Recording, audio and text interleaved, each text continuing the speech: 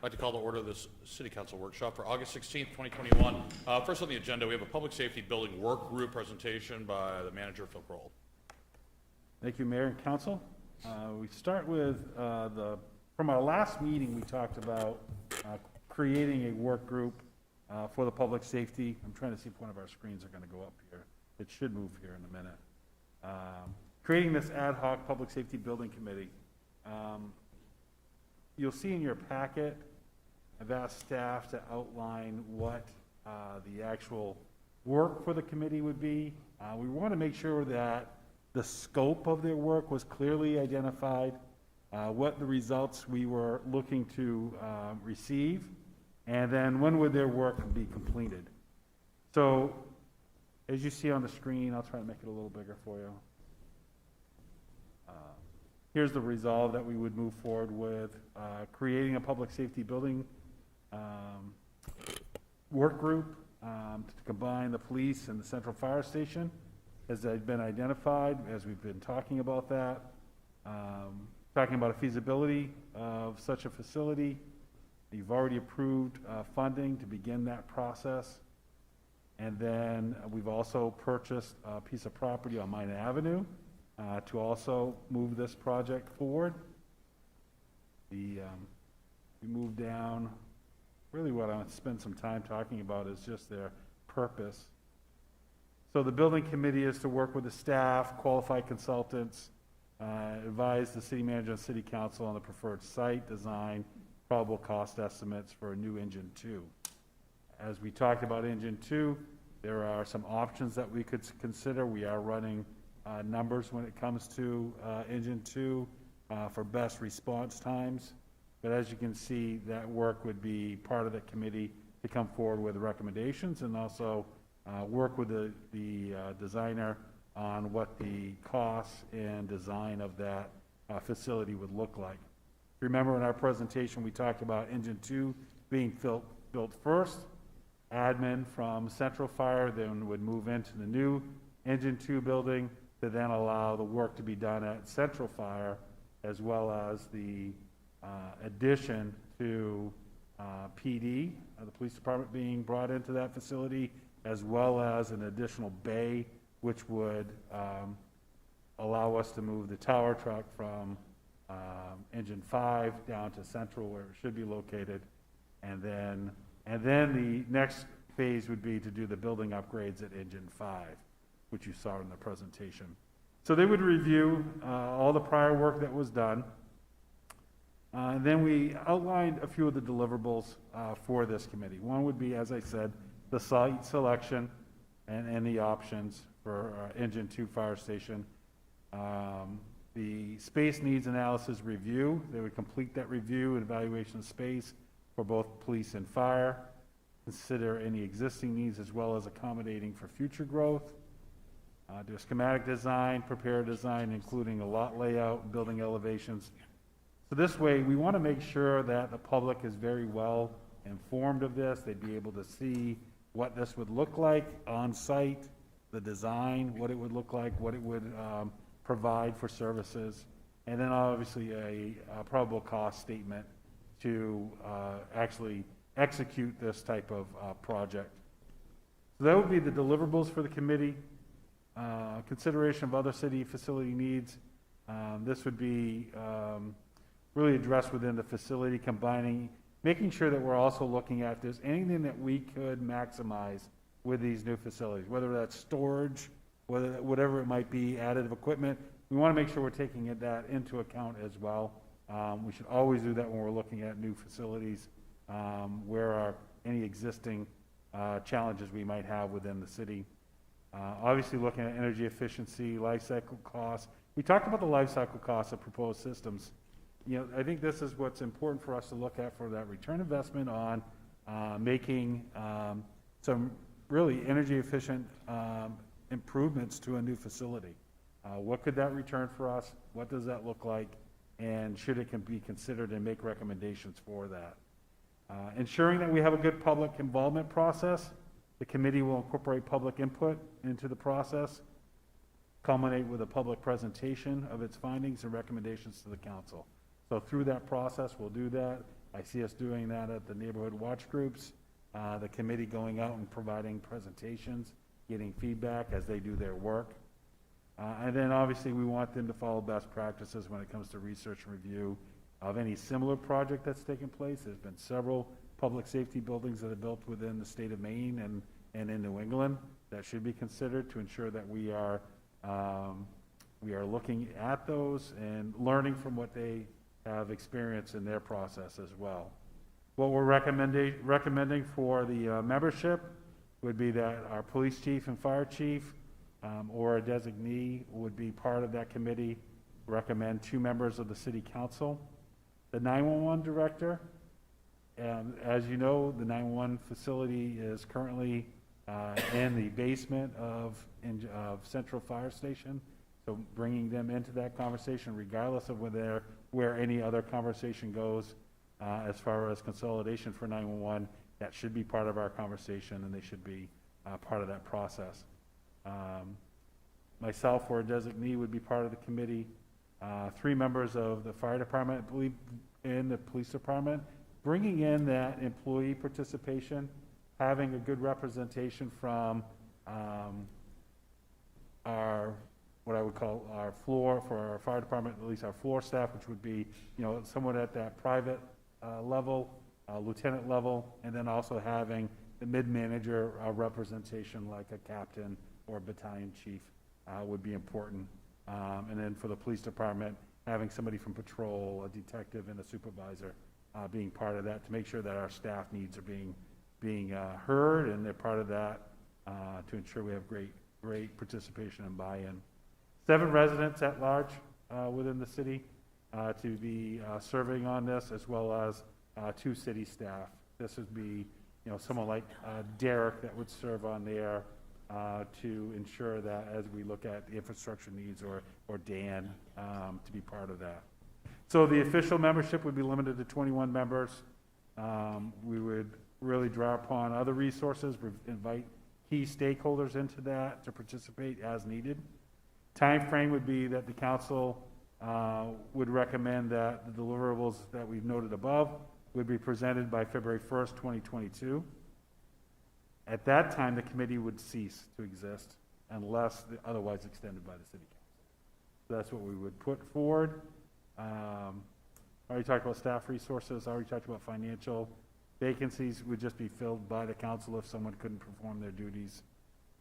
It would make sense for the committee to have a chair to ensure good, proper order, calling meetings to order, getting meetings started, making sure we have a quorum, and then capturing all the meeting and records. So that is what we've placed together for what a work group would look like. But this would be, what I'd look for from you today is any recommended changes, anything that we missed, maybe the makeup of the committee, you're thinking something different. Provide that for us. We took a sampling of other communities that have put together a work group similar to this, and we took the things that we thought were really good. We talked to a couple individuals that departments that cities that were part of this. They talked about what they really thought was important in theirs, and as I said, the police chief, fire chief, and Derek worked on putting this document together. So, but any changes or recommendations, I'd love to hear it. Yes, Councilor. Thank you. I think this is really well conceived, and I appreciate that it's a large committee. One of the things that, in terms of the committee, is to have somebody from one of the hospitals on the committee, and I know they might not be a resident of Auburn, but we do have facilities from both hospitals in Auburn, and I think it would be important to have them participate in the discussion. And the last thing is, do we need to make accommodations for allowing remote meetings in here, or will they just follow sort of the general practice? They would follow the general practice. Okay, thank you. Yep. So I think that's a really good makeup. My question would be, would we want to include Tri-County and Androscoggin Emergency Management Services type people on that, or would our staff be able to kind of accommodate those questions that we might have? Yeah, I think that when it comes to emergency management, I think staff could cover that. I'll list Tri-County down. Maybe we can look at a combination, or maybe those members could be the key stakeholders that we would send an official invitation to be part of that. And the other part is, if we go with 2 council members, I would want to make sure that we're able to stay on the committee through, past the election, because our deliverables in February, so if, Yeah. Sue, how would that that's the work? only thing. If somebody's assigned to a committee as a city council rep, but then the term ends, their representation would end, correct? Yeah. That would be my thought. Yeah, I think there's precedence on that one Yeah. as well, even though it hasn't come up. The conversation has, i.e. the school building committee, it's the city council rep. Remember, actually did. Bob Hayes, former city councilor, was on it. He went on, so. Okay. yeah. Yes, Do we have a clear definition for misconduct and non-performance of duty? do we have a what? Do we have a clear definition for misconduct or non-performance of duty as So, described in I believe we vacancies and have that removal? in the policies for committees. Great. So, I just don't want it to be left to, Yeah. subjective. Yep. Any other questions? All right, you'll see this on the next agenda. Are we good with maybe those 2 additionals being key stakeholders that would have a formal invitation? You mean hospital and Hospital and NEMA Tri-County? or whatever? Yeah. Yeah, Yeah, we have an MOU with Tri-County. I think it would make sense for them to be part of that. yeah. So. And what we'll do is, maybe we'll identify a few others, because we do a lot of work with Safe Voices, the Child Advocacy Center. I think making sure some of our spaces that we'd be utilizing to have their input and involvement would be important, so. We're good. Okay, we're gonna go on to the next agenda item, please. ARPA, fund expenditure categories. Take some water, Phil, and keep on going. I'll keep going. As you know, the city of Auburn's been allocated just over $13.5 million for ARPA funds. What I wanted to provide, I did provide to you electronically, but I wanted to make sure I did it through our public process as well, and that is the reporting, the expenditure categories, rather. Each week, we're learning a little bit more regarding ARPA funds. We have a couple key staff members that are looking at the expenditure categories, participating in webinars that are being made available either through the League of Cities or through Maine Municipal Association. We are monitoring what's being allocated by other communities. We are looking at that through a lens of, is it eligible? And ensuring that when we come forward with your workshop, which will be September 7th, we'll be able to provide you clear guidance on those items that you might bring forward on whether or not we believe they meet one of these eligibility categories or not. Clearly, things that are within the public health related to COVID can be easily identified as sustainable. Others, we really need to work on the language. We'll have that language at the workshop. We'll be able to make sure we have that available to look at. What we might recommend is that at the workshop, you bring forward ideas. We will then take those ideas. I will make sure that we have a good understanding of what you're hoping to accomplish. We'll take that. We will then vet that through and come back to you with, yes, this is eligible. No, we do not believe this one is, and this is why. So that way there we can have that good conversation on that. But that's what I'm looking for in this process. Just a clarification, I think there was a question whether or not if we were to make an expenditure in one of the census tract areas, does it still need to meet these eligibility requirements? It does, regardless if it's in that or not. It does have to meet one of these. And that was a question that I got. I just want to make sure that you all heard the same information on it. The other question that I got was regarding premium pay. As you'll read, I think Sun Journal had an article today, or actually over the weekend, and then I think today regarding what other communities are doing. You'll notice that most municipalities are just focused on public sector employees when it comes to any premium pay, but you'll see 4.2 on there as private sector. other larger communities across the nation are also looking at. When you look at the actual language for this, it actually talks about maybe a clerk at the grocery store would be eligible to receive that premium pay. So it's not, unfortunately, a lot of municipalities are just looking at municipality. If you want to consider premium pay, it's actually much broader than that, and the actual language talks about it being more broad than just a municipality or a first line staff. Feedback that I did receive, I was at the Maine Town and City County Managers Conference last week. The governor did give a presentation last week. One thing that she did encourage municipalities was to put a pause on broadband. They are working at that at a state level. I believe there will be resources that will be available at a state level, and that municipalities should probably pause on that as they work through that and develop a plan.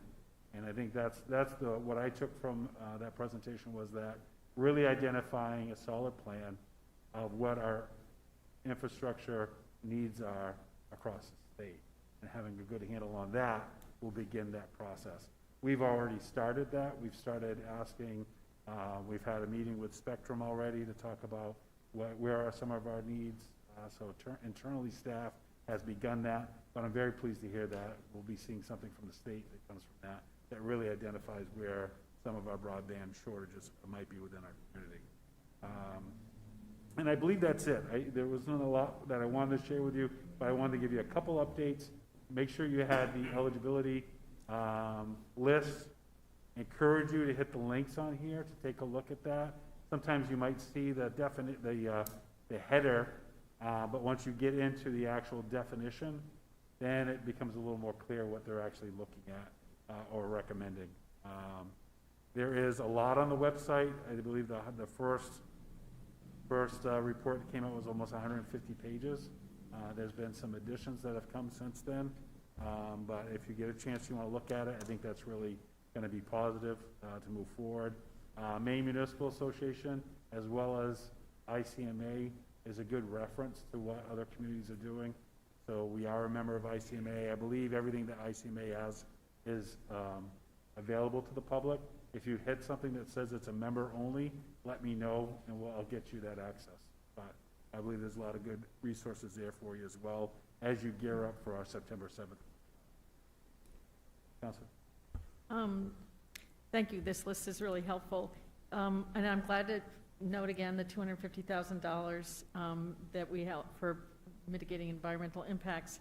Does that come under 5.7 clean water energy conservation?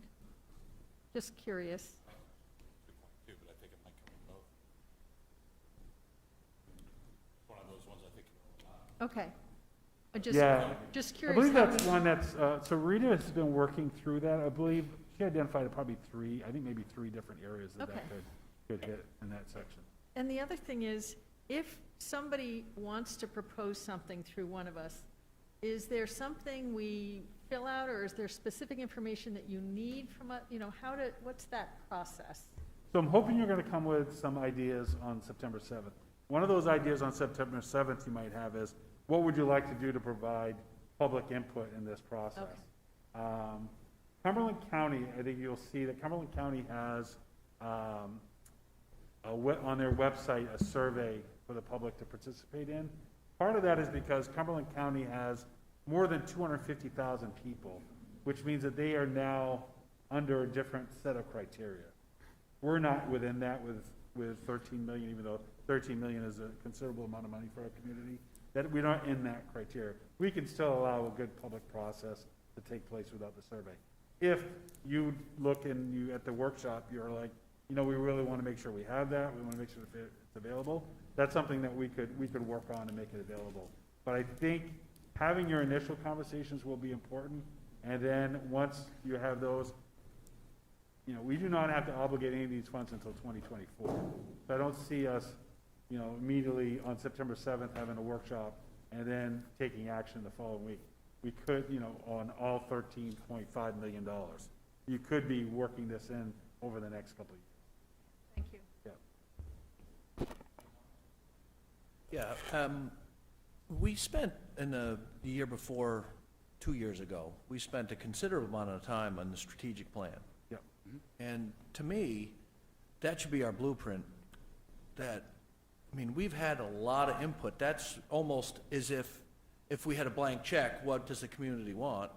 And we had hundreds of people in that. So I would like us to see, we use that as a blueprint for, and if these goals fall under that strategic plan, I mean, that's really what the goal of that strategic plan was, to find out what the community wanted. And now we've got this chunk of dough. That should be where our focus should be. It should be one of those 11 prime, that's my, The investments in it. And, you know, just looking at it, going straight from memory, because obviously this is, you know, we keep referring back to the strategic plan. There's a couple of initiatives, i.e. recreation, green Yes. space, downtown housing assistance, you know, providing housing. It covers some of these. yeah. There's also a couple catch-alls too. One being the contribution and transfer of funds to specific nonprofits. If they have a mission that aligns with the strategic plan, you have a kind of a catch-all for that as well. And it has to align with one of these categories. So you can give funds to a nonprofit, however, they're still obligated to meet one of these criteria. They just couldn't use it for whatever. I agree with Councilor Milks that it might be a good exercise to sort of lay the strategic plan over this. It shouldn't take too long. It wouldn't have to be very specific, but just say, you know, 1.5 and 2.6 Yeah. are under this, and that can help give some structure to discussion, particularly for the community if they want to look at this. Yeah, I If mean, we That'd be a good exercise. If we complete that bridge, I can see it like a bridge document, if we complete that bridge document before the 7th, we'll make sure we push it out and make it also part of the packet for the 7th. I mean, we're always looking for community input on things, and that was a remarkable amount of community input, the strategic plan. That was really, I mean, as far, you can't get much more of a really, if you were to draw it up on a board to get better community input than that strategic plan. That was Yep. really well done, so I think that's where we should be focusing. If it's not part of that, then And it's timely too. We completed the strategic Yeah. plan in 2019. yeah, it's, so. Okay. That's my, Any other comments? We, you know, talking about ideas, a strategic plan's great. I will always say that, you know, the Efficiency Maine program, I think, was great to get out quick before anybody else got out, and in order for us to get the money to where it's needed to go very quickly before winter sets in. And I know, Phil, you're standing that up now. It's going to be how much longer before that's live? It should be ready by September. September, okay. So looking at that, and I just want to make sure we all remember that this is for recovery. That's American Recovery Plan. So what's going to have the largest economic multiplier when we invest the money and utilize the money? How is it going to impact the most people, the most positive ways, in the quickest amount of time? You know, it's easy to say we're going to write a check for, you know, $13 million to replace pipes. But is that going to have a long-term return on investment, and make Auburn more economically sustainable?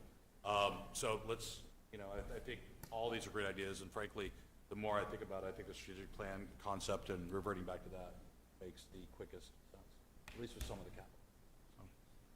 So, okay, next on the agenda. So next would be the charter amendments. You'll see in the packet, we do have the proposed charter. Right here is, I already received feedback from the attorney. We will not call this minor revisions, we'll call it amendments approved by the city council.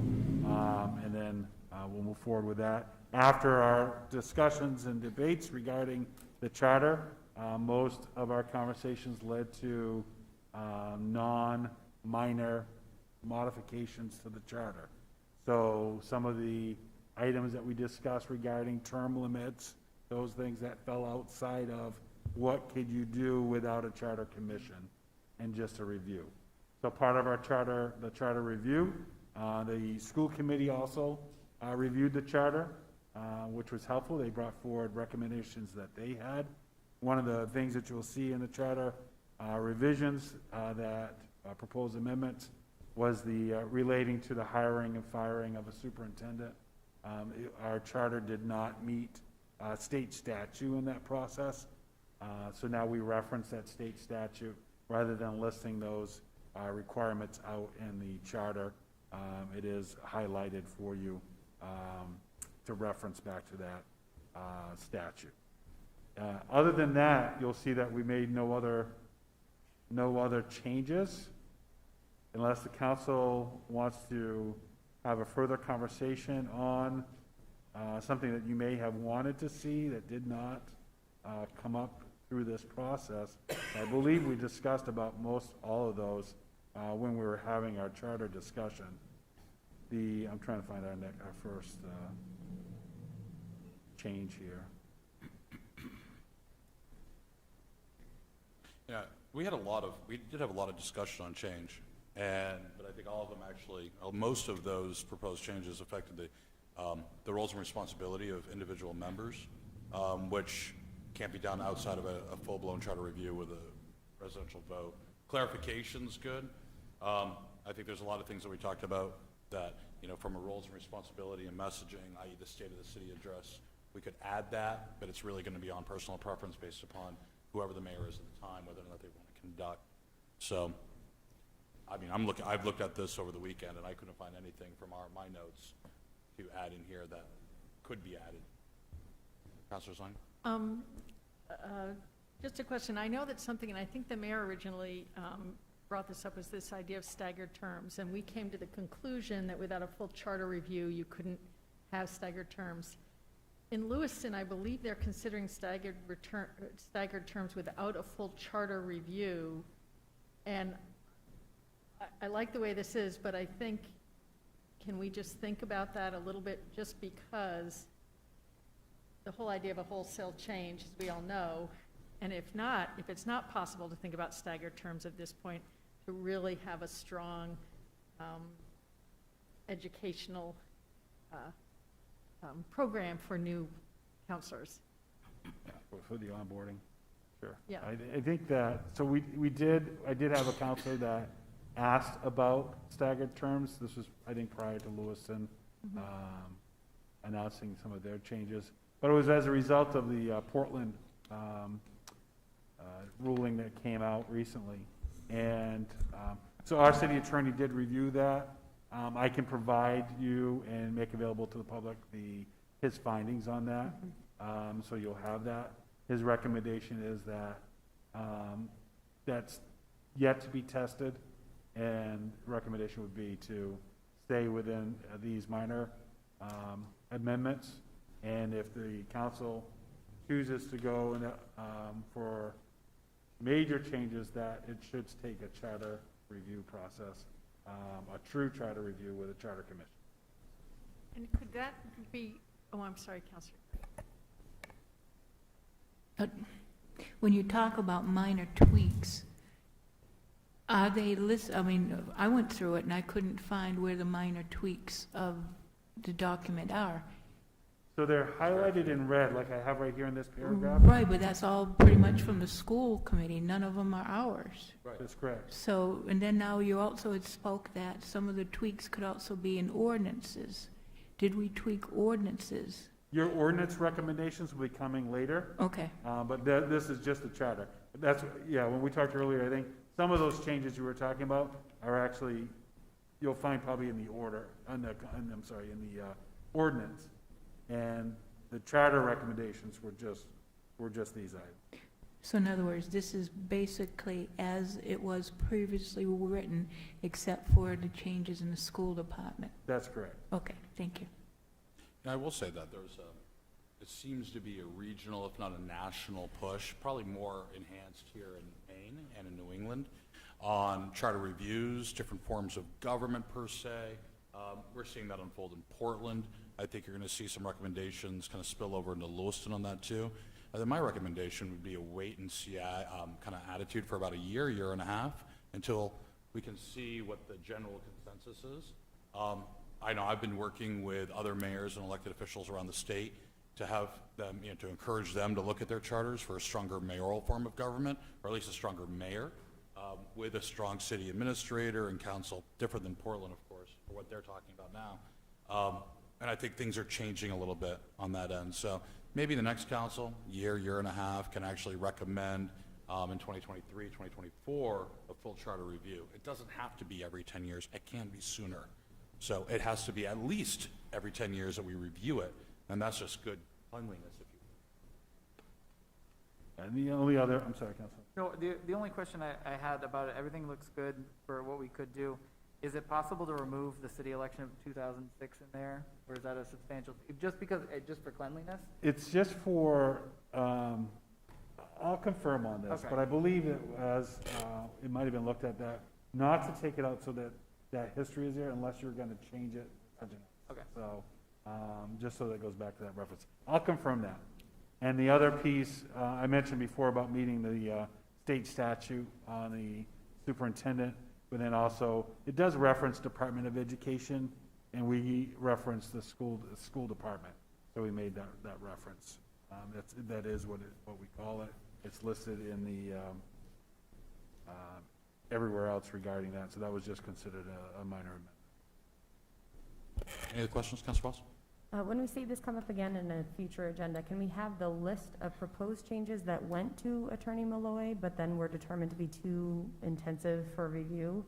Just so that it's part of the record and part of the conversation, so we can see what we proposed, but then what got sent back to us, essentially. Because I agree, I do recall a lot of conversation about a couple of different proposed changes that aren't really reflected here. Yep. Anything else? If not, we're gonna move on. And I think a lot of the changes too, with the ordinances, they were talked about there, governing some of this, so, be interested to see it all unfold. Let's go to Eric Cousins now. We're gonna give a comp plan review or update. This is a workshop. These two chapters, transportation, local food and agriculture, have, made it through planning board, and now they're coming back up to us.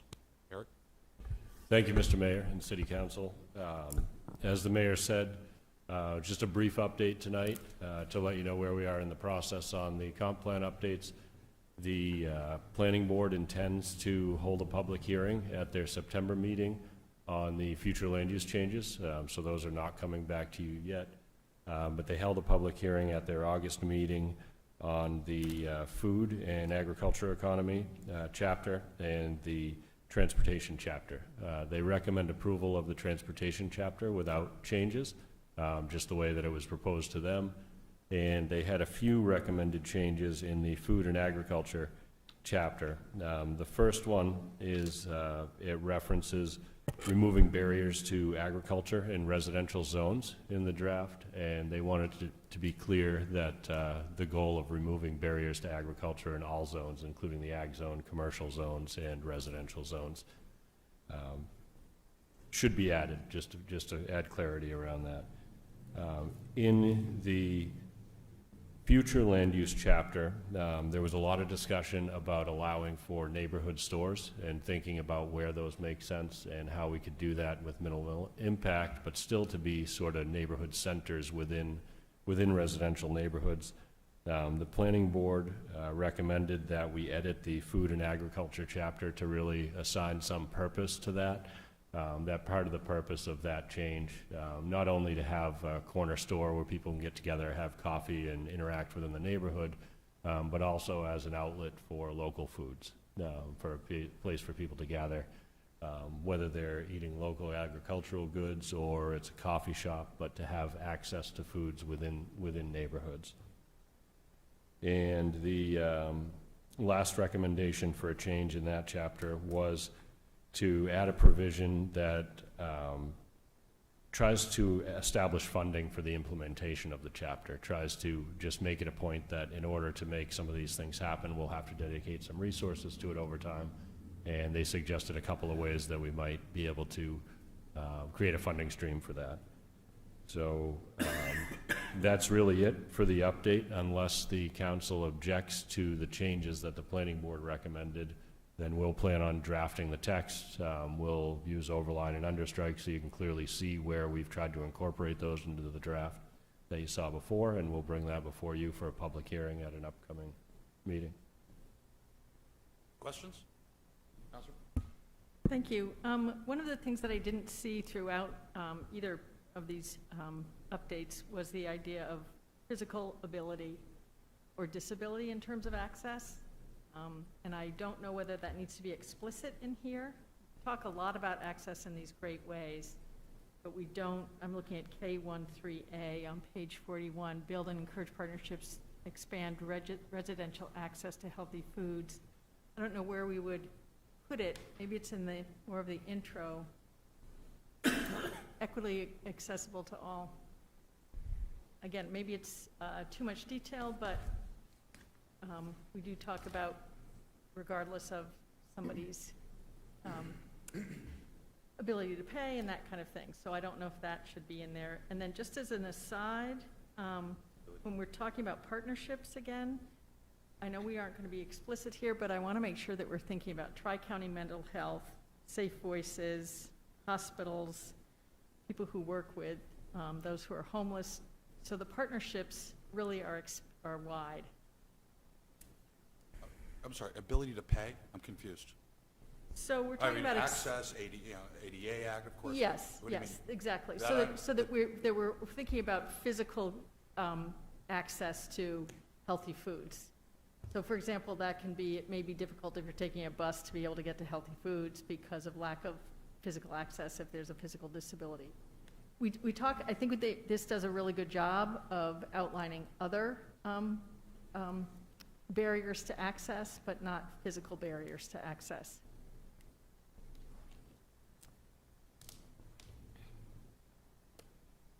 Any other questions? Counselor Green? Thank you, Mr. Mayor. To bounce off of Holly, what she was saying about healthy food, good food, and those that are elderly or those that may not have as much money as others, that you may, for whatever reason, don't have food stamps. Things like our farmers markets, the farmers markets prices are so high that unless you are on a food supplement plan, you're not going to be able to afford the vegetables. So maybe some sort of idea should be on how to fund food so that they are affordable, so that people don't have to make that choice of macaroni versus real tomato or lettuce or something. So it's addressed in strategy K.1.2A on page 40. Again, some of these strategies and objectives, i.e. it's established programs for low-income customers, vendor recruitment, marketing, promotion, et cetera. That right there is kind of telling us the comp plan to come up with something at a latter point. I think at least that addresses the income standard or income ability. So I mean, a lot of these will have some specific strategy. This is something I've seen in the comp plan from 2010 as well as the proposed. They'll have concepts and desire for strategies to be created, but do not actually create the strategy. And in certain situations, it actually lays out a simplistic argument or concept of, and urging them for something to happen or action to happen by the council and or planning. And then bouncing off of what Mr. Cousins had talked about, how the planning board had come up with possible ideas of funding sources to fund some of this implementation. What were some of the examples they came up with for ways to fund? I mean, I've read things, but the public may not have read this document. Yeah, they didn't get real specific. They just wanted the document to recommend that we look into that. But they mentioned possibly donations or corporate sponsorships, that kind of a funding source. Thank you. Is there any other questions or comments? Again, this is we'll have another time plus public hearing to go over this and add any amendments. So this is just a first pass for you all. Anything else? Food and transportation go hand in hand. I think this is great. Mr. Cousins, thank you very much. Thank you. And staff for shepherding this through. Really appreciate it. Mr. Mayor, can I just have another moment of time on this same issue? I'm finding out through talking with people and talking with other agencies, it's not so much we have lack of food, it's the distribution of the food and how to get it into people's hands. I know of a church real close to here, they get food and whatever breads and pastries and whatever else they don't have a place for, they can't keep it because it's a church and no storage, it ends up for animal food. same as other agencies. They have food that's given to them to give their clients. But because of barriers of not knowing how to use the food or cook the food or what it is, that too is ending up in a waste. I would like to see us, through either the strategic plan or something, to come up a way so that we're not wasting food and finding a way to get it into people's hands. And that, in a way, goes with transportation and getting the food to where it needs to go, as well as having people to get the food once it's there. Agreed, and there's parts and sections within the food and ag, and Councilor Boss could probably address this as well, because she helped write it. But from my, non-helping to write advantage point, looking at this, it's really just like any other problem type solution. You first have to understand the scope of the problem, where the problem exists, and then work strategies around the problem. That, we're just now getting a list of farms, and then those in the state agricultural enrollment or tax program. So now we have an inventory. We've talked with manager and I talked with Good Shepherd Food Bank executive director just a month ago, I think it was, talking about the need and data. Once we start collecting that, post this, I think we can start solving some of that. And it does outline in here some strategies, multiple strategies that are going to be part of the solution, but I think you have to understand the problem. Where, how much, why. And so I'll be honest with you, I think sometimes we have multiple nonprofits, multiple organizations, including city, and non-governmental organizations doing a lot of the same stuff in an uncoordinated fashion, which leads to waste and fraud. So, you have to find efficiencies in a lot of places. But then we also need to educate people on how to prepare certain things, to tell them what it is and how it's to be used, the various purposes of that food. I mean, we've got a lot of people that come into Maine that have never seen, I'll say, an asparagus. They don't know how to cook it, they don't know what it tastes like, and they avoid it. Or even rice or dry goods. You get dry beans or lentils at the food bank, you take them home, and if you don't know how to use them, you go, ew, what's this stuff? I don't think so, and it ends up in the garbage. Councilor Boss, do you want to comment on that? Or comment just on the past problem solution scope? I mean, if you can, by the way, you nail It's a very it. complicated problem that we're not going to solve in this 10-minute segment here, but I do think that looking first at inventories, very clearly defining what the issues are, and then looking holistically at what some answers could be is really critically important. But I think that what everybody is saying is true. It's not a simple problem. I mean, you've got all the answers here to what percentage of each answer is applied to the problem is the magic question, right? Okay, any other comments on this? If not, we're going to have further public hearing and everything. We'll get some more feedback. We're all set with the recommendations made by planning board and their edits? Yes. Okay, very good then. We're going to move on. And next on the agenda, Eric, and Mr. Kelly, you're good? Okay. We're going to go to executive session, actually. So pursuant to 1 MRSA Section 405, can I have a motion to go into an executive session to discuss an economic development matter? Motion to move. Second. Motion, Councilor Walker, second by Councilor Milks. All those in favor? Sorry. Okay. We are now in executive session. We do not plan any action post-executive session, and other room. So everybody in the audience, you just stay here, please, and the council is going to adjourn to the other room.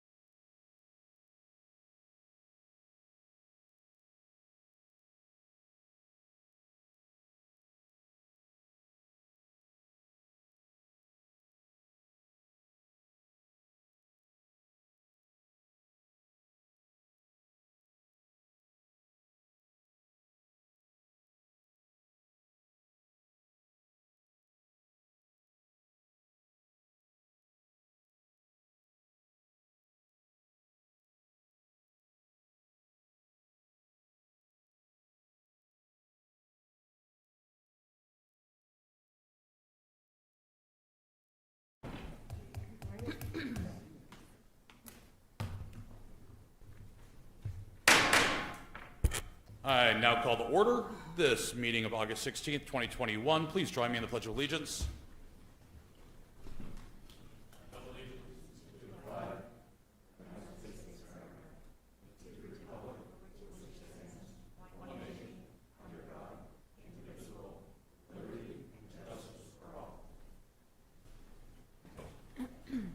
Okay, sorry we're a little delayed here, folks, so we're going to make up some time right now. First item on the agenda actually is consent items. We have 3 consent items on the agenda. I'll entertain a motion at this So time. moved. Second. I got a motion for Councilor McLeod, second for Councilor Lasagna. Ask for a vote of show of hands. All those in favor? Opposed? None being? Passes by a vote of 5-0. Next are the minutes of the August 2nd, 2021 regular city council meeting. Are there any corrections? If not, I'll entertain a motion to accept the minutes. Motion to accept. I got a motion from Councilor Walker, second from Councilor Milks. All those in favor, please raise your hand. Okay. The minutes are accepted by a vote of 5-0. Now on to communications, presentations, and recognition.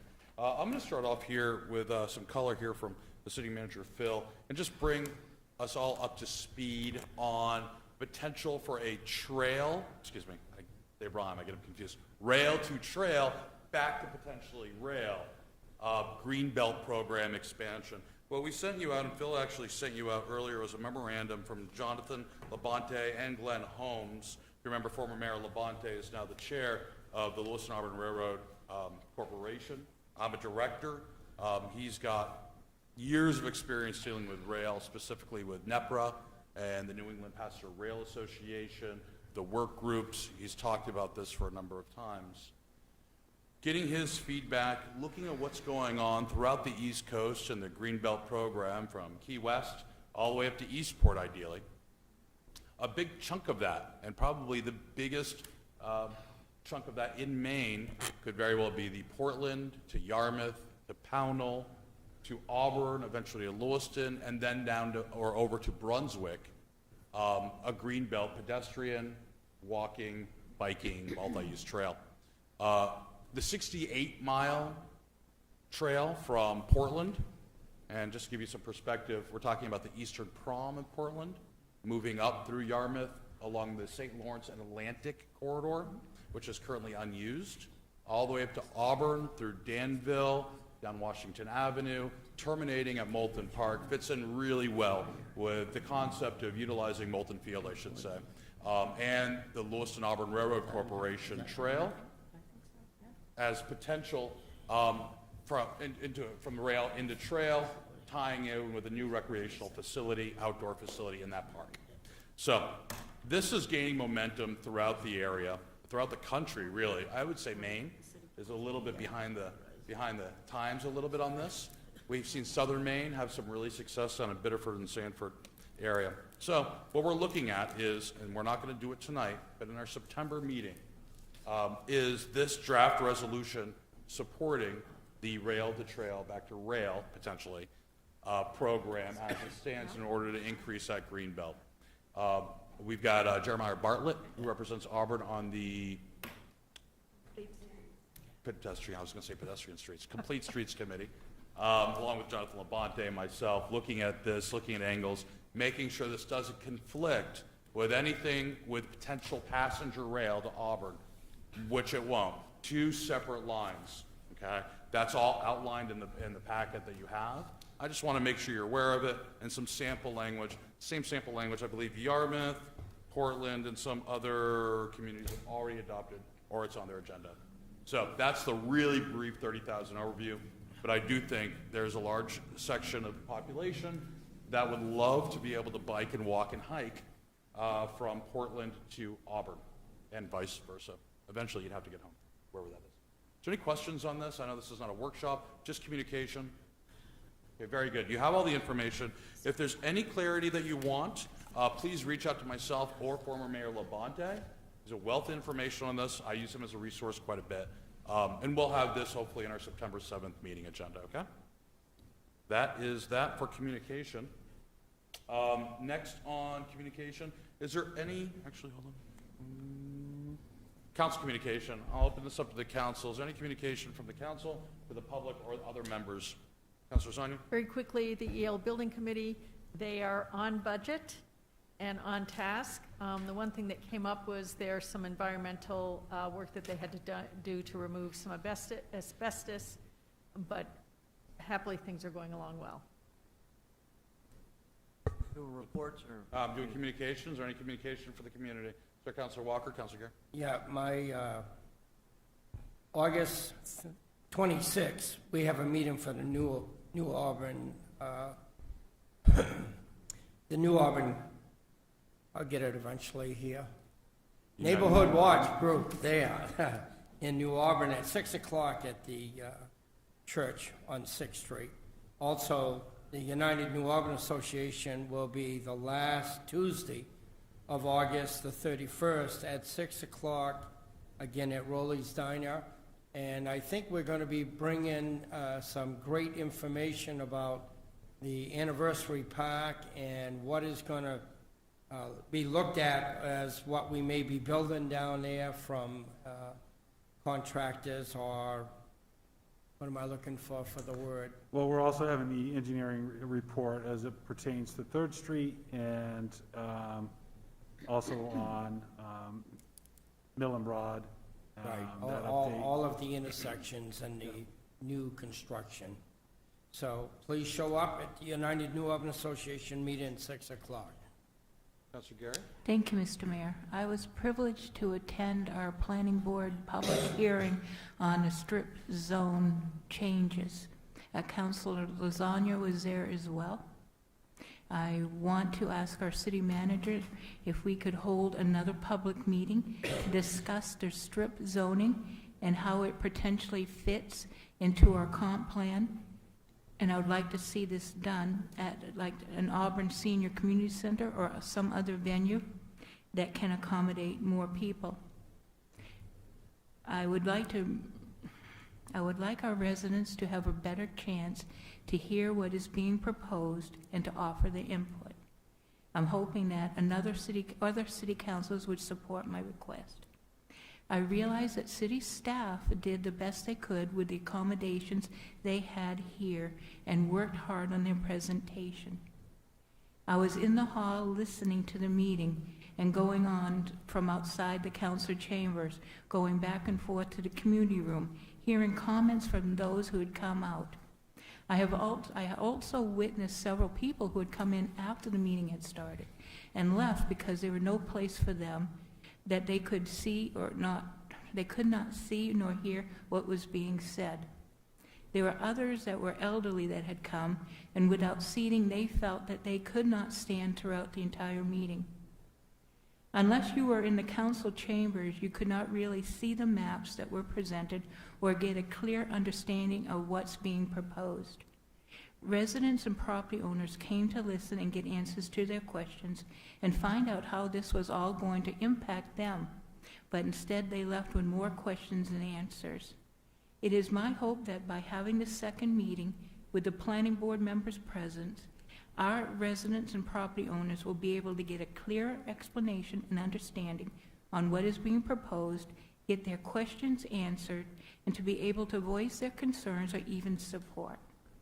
And again, I ask for council support on this matter. I've got one council that will sign on to a request to the city manager. Okay. Any other communications to the council? Okay, I'd like to cover a couple points here on communication. First of all, the Maine State Bicentennial Parade, brought to you by, or presented by Poland Spring. I have to kind of say that.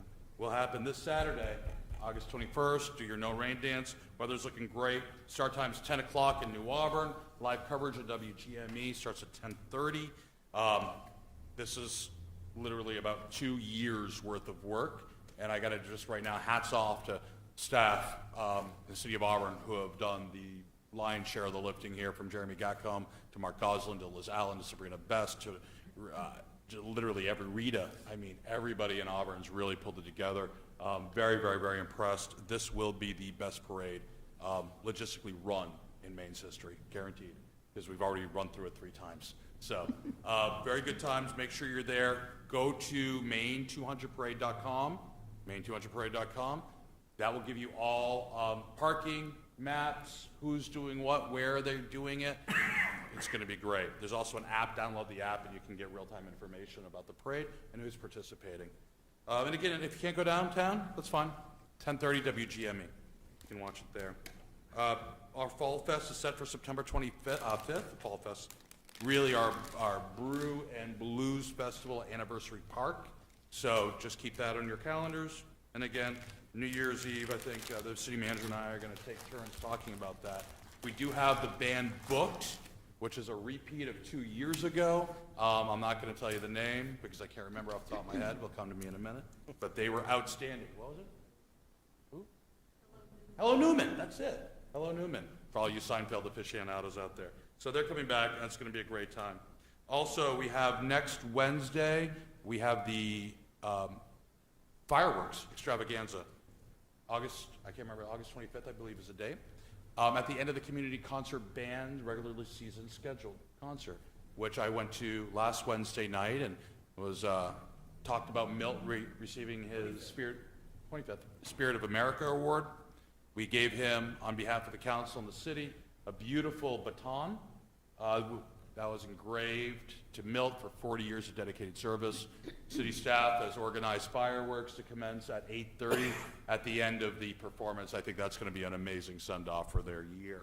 So that's that on the communication front there. A couple other communication points, and there's a lot, folks. So I'll be speaking to the Androscoggin County Commissioners this Wednesday. I'm on the agenda, talking about ARPA money, 911 dispatch consolidation, working closer together on county-wide initiatives with the City of Auburn with the hopes of providing some economy of scale, perspective from a City of Auburn standpoint, hearing their perspective, and opening up lines of communication with the surrounding towns.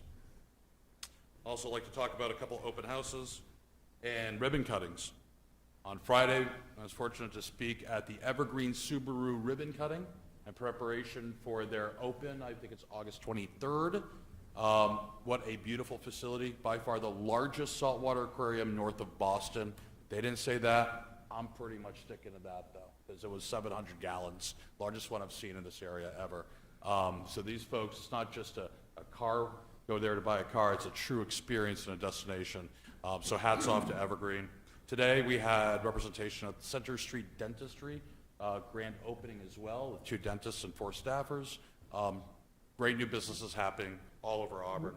I'd also like to talk about one more thing, probably my longest communication this summer. We had a lot of announcements of new growth happening in Auburn, new apartment complexes that were market rate, over by BJ's off Mount Auburn Avenue. Some good stuff happening with development out by the exit, as well as the entertainment center in the New Auburn Village area. All positive. I do encourage all of us to talk to our constituents and make sure they understand the difference between terms used. Market rate, if someone comes in, it may seem like a foreign idea. If they're investing their money, they don't need to have municipal support, and in this case, they don't. These are private dollars, private investment for private businesses. I want to make sure. I saw too many folks thinking that the City of Auburn was paying for this apartment complex, whereas it's market rate, it's privately funded, privately managed and controlled. We don't have set policy on rent control or income level guidelines, nothing like that. So I think as we continue Auburn moving down that course of more market rate type buildings, and we're seeing a lot of them now and more even proposed, I just want to make sure that we're all very, very clear and we can help communicate what the differences are. Okay? That's that for communication. Mr. Manager? You covered everything I had, Mr. Mayor. We gotta work on our communication then. All right, you and I covered split it. that I'm up a good. little. Okay. Open session. Mr. Mayor, you didn't want to talk about the Max Grill? Oh, man, I still smell like that. Okay, yeah, I forgot about that one. Actually, thanks for reminding me. Listen, I did Make-A-Wish Pie and Face Max Grill right after Mayor Care, which I have walloped with a big, nice aluminum pie. Raised $300 for Make-A-Wish, just pies in my face alone. Little children, big fans of me. They were getting me hard, cashing in pennies. It was a great event, great turnout. Make-A-Wish is, I think, an iconic celebration within Auburn. Also, the night before, I had the pleasure of emceeing Central Maine Community College's all-decade sports teams. This is the first time they've done this. But they had 250 people at Poland Spring Inn, with awards spanning the last 10 years. There are people from all over the eastern seaboard there. I think the one person I talked with came from Philadelphia. He was a CMCC alum. It's really an asset that we have, and I do hope that Central Maine Community College, Mustangs, and the City of Auburn start working even more closely together, so everybody in the city and the region realizes how awesome they are over there and what they have to offer. So thank you for reminding me about that. Now, let's go to open session. First open session of the night. Members of the public are invited to speak to the council about any issue directly related to city business which is not on this agenda. If you're a member of the public, please step up to the podium, limit your comments to 3 minutes, and state your name and address. No? Just for the record, tonight is a public hearing. It's opens comment. If something is not on the agenda, people have the ability to speak. Like, for example, strip zoning. These are the times that we give for public hearings and public comment for stuff that is not on the agenda. It's a perfect time for anyone to speak and give ideas and solutions. I'll now close the first open session of the night. Moving on to unfinished business. We have ordinance 34-08022021, amending the setback requirements in Chapter 14, business licenses and permits, Article 18, adult use of medical marijuana businesses, Section 14-659. This is a public hearing and second reading. Do I have a motion? So moved. Second. Motion from Councilor Boss, second from Councilor Walker. Open this up to the public for comment. Anybody who'd like to speak on this? This has to do with moving the setbacks from 1,000 to 2,000 feet for marijuana operations. I will now close the public comment. Bring it back, council. Anybody want to voice opposition to this ordinance? This is our second reading. Support? I'm going to ask for a roll call vote. Madam Clerk? Counselor Walker. Yes. Counselor Boss. Yes. Counselor Gary. Yes. Counselor Lasagna. Yes. Counselor McLeod. Yes. Counselor Mills. Yes. Order passes. Second reading vote of 6-0. I'm going to go on a new business at this time. Technically, we have no new business, but entertain a suspension of the rules. Can I get a suspension? Of the Mr. Mayor. Thank you, Mr. Mayor. I would like to make a motion to suspend the rules to add another agenda item to our agenda. I have a motion to suspend the rules to add an agenda item under unfinished business, new business. Do I have a second? Second. Okay, all those in favor? We've suspended the rules to introduce a new topic. I'd actually, at this point, entertain a motion to introduce an order that the City Council hereby authorizes the Finance Director to carry forward $60,000 from the FY21 budget to be used for fringe benefits for the fire department employees. Do I have a motion? Motion to approve. Second. Motion from Councilor Walker. I've got a second from Councilor Boss. Open this up. Anybody like to speak in opposition of this order? Mr. Mayor, I think it might be helpful just so the public understands what this is. You know, there was no items included in the agenda Yes. packet. We had, currently we have 2 frozen positions within the fire department, 2 staff positions that were not funded in the last 2 budget cycles due to budget staffing shortages and the potential threat of potential future shortages. We're asking the council to move forward with authorizing those 2 positions to be funded, which we have those funds within the existing budget under overtime costs. However, we do not have the funds for benefits for those 2 positions. These funds that will be allocated will be able to provide that. We'll authorize the chief to be able to move forward with a selection process to staff. We currently have 2 vacant positions. We'll be able to now staff up 4 positions to bring our staffing to full staff of what was authorized in the FY, I believe, 19 budget.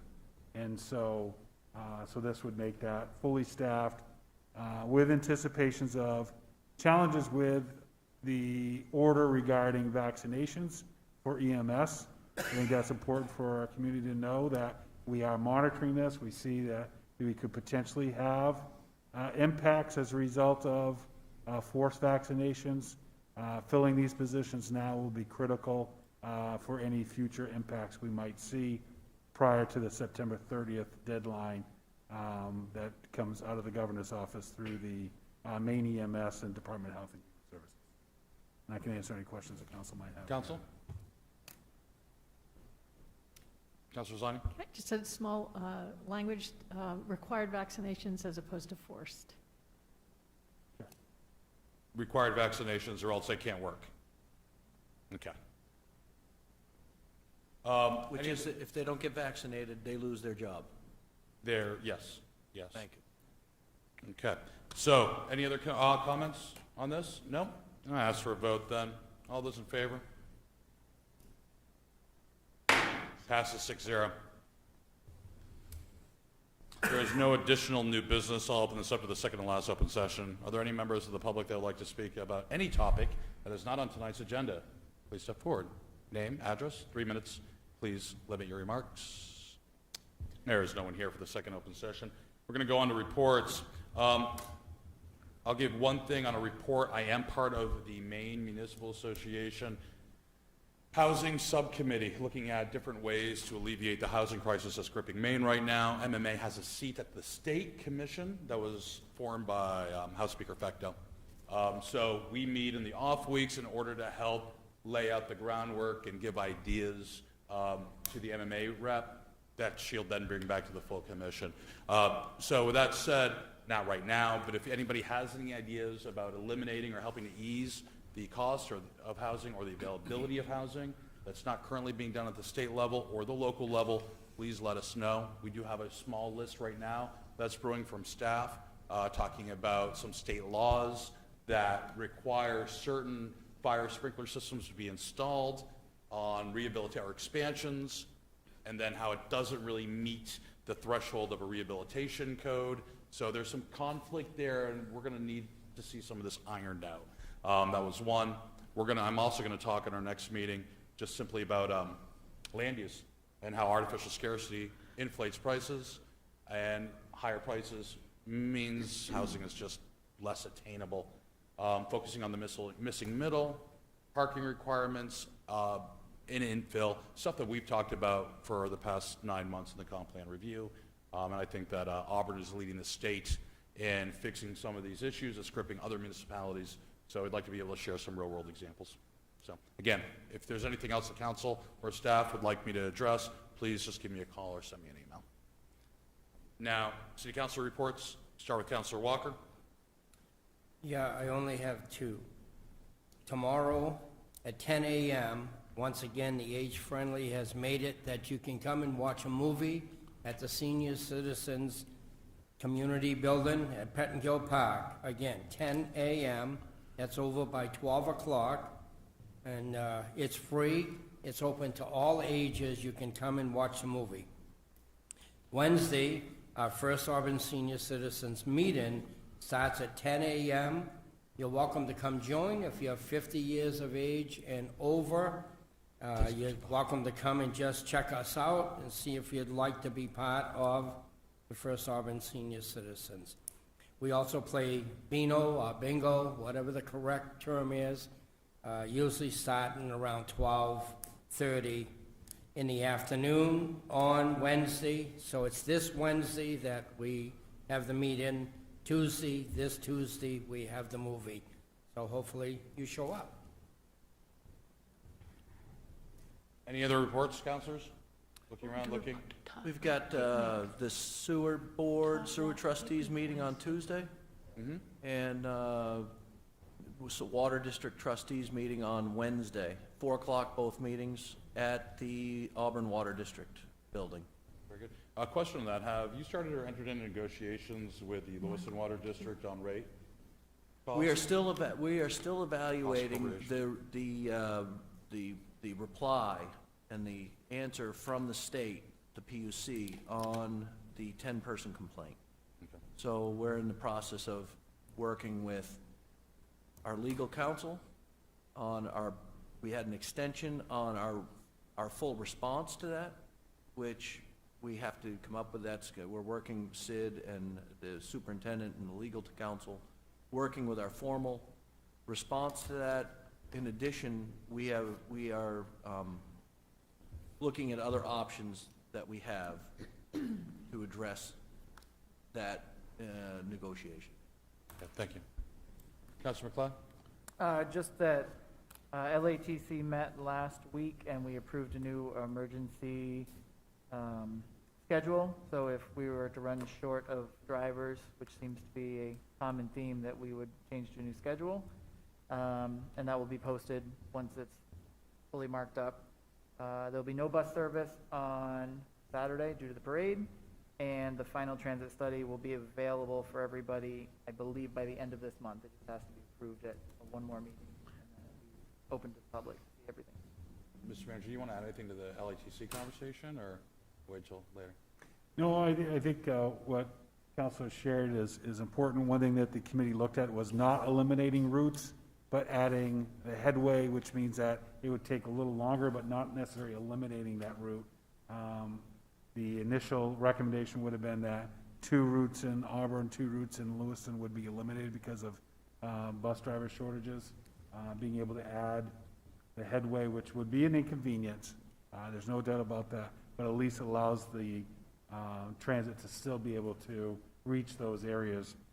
Just so everyone's aware, we're also having bus driver shortages within the school department. So conversations were done with LETC regarding that. This workforce shortage is going to be, it will impact us. We've been able to pretty much make it through the summer regarding any staffing impacts as far as public works, where we believe we might have seen some impacts. We're able to make it through that, but we are going to see these other really critical positions have an impact on services that we provide. Very good, thank you on that one. Councilors? Mr. Mayor? I'll come back. Councilor Zania? One question. School, there's a vicious rumor that it's actually ahead of schedule, construction?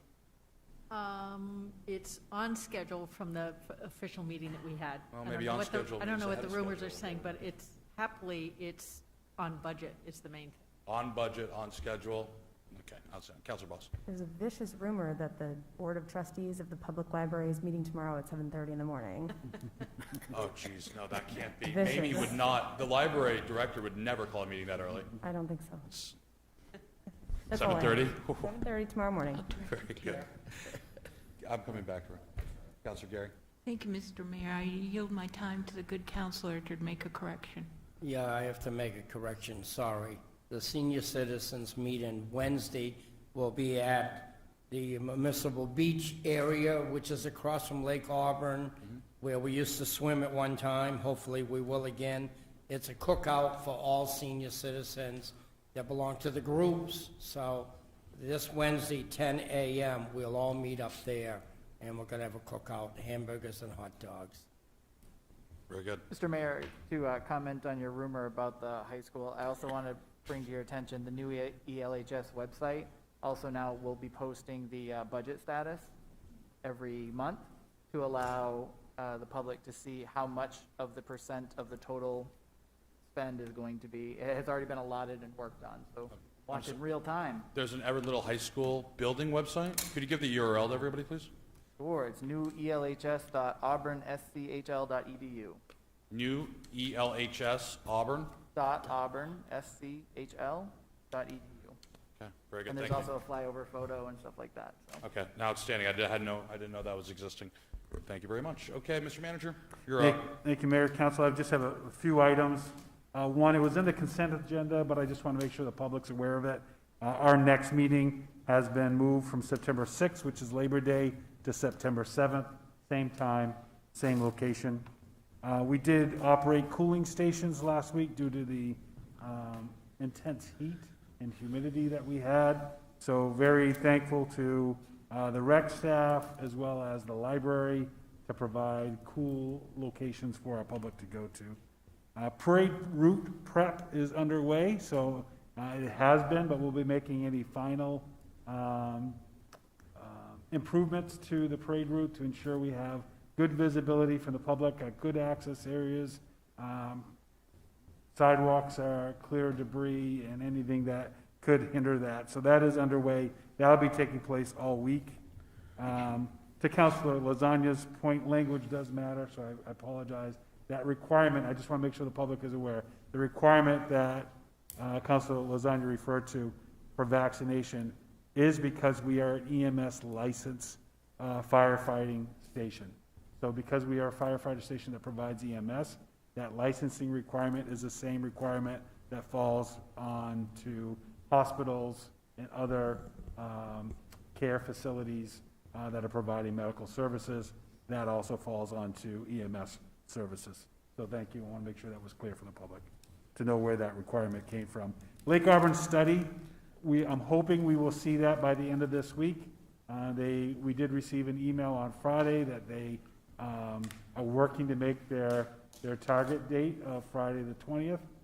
We will make that available to the public, make sure the public and obviously you as council will be able to receive that and review it before our meeting on the 7th. Just so the public is aware, we are having an uptick in police calls. I had a meeting with the chief today. Still seeing increase of opioid issues. Hospitals have been impacted with that as well. Whenever we have what would be considered a bad batch, we would say, of heroin that enters into the community, we see that uptick. So we've been administrating a great deal of Narcan on these calls, still working with medical providers and others as we continue to grapple with our response to the opioid epidemic. And then for the finance department, our finance director is deeply involved in the audit and working through that. So that's what's taking place currently within finance. And those are the other updates within the city. Thank you, Mayor. Thank you, Mr. Manager. Speaking of our finance director, it's all you. Monthly finance report, month of July, first month of the year. Yes, we do. It's loud. Actually, it looks pretty good. We're right where we were last year. We're about 0.3% higher than we were last year this time. The biggest increase we've had this year was the revenue sharing, which we were anticipating. And our excise tax is a little bit less than last year, but I'm not concerned. Most of that is because last year people had been given time to pay, and we got quite a lot in July that was actually due in the previous year. So, and then on the expenditure side, we're lower than last year by almost $300,000. The biggest thing there I noticed was we hadn't paid the library their monthly. They hadn't billed us yet. We pay them on a monthly basis, and I know we've done that now. So, and on city, not city manager, but communications, we didn't pay the Munis licensing fee in July like we normally do. We just paid it actually in August, so that's the difference there. If anybody had questions, I'd be glad to help you. And I am finishing up on pulling the reports together for last year.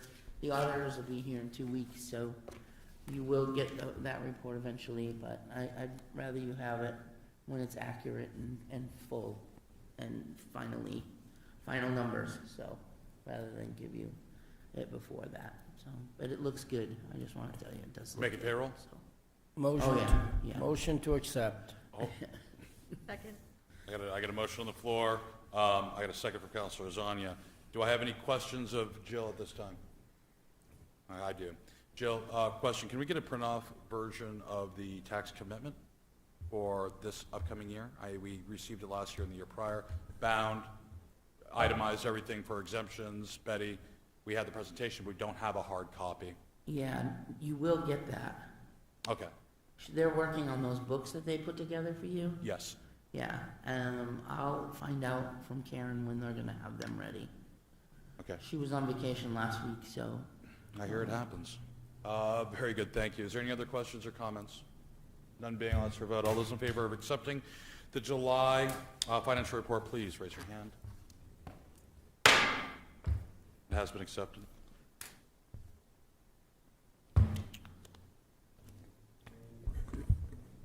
Motion to adjourn? Second. All those in favor say aye. Aye. We now stand adjourned.